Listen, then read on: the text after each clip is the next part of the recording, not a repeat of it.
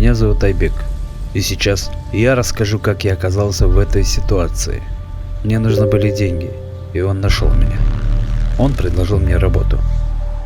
Все было просто и безопасно. Никто ни с кем не виделся, все было онлайн. Одни варили наркоту, меф, соль, ЛСД.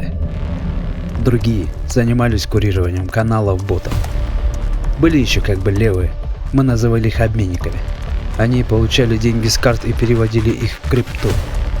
Ничего криминального, говорили они. Я же был курьером. Все было просто и безопасно. Ну, я так думал. В следующий раз надо быть еще осторожнее, думал я, пока бежал.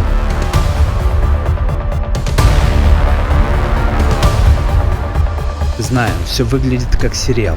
Правда, сериалов почти всегда хэппи-энд. А тут нет. Государственный комитет национальной безопасности Кыргызской республики призывает родителей тщательней присматривать за своими детьми, а также проводить с ними обязательную разъяснительную работу на предмет вреда наркотических веществ и неизвестных химических препаратов.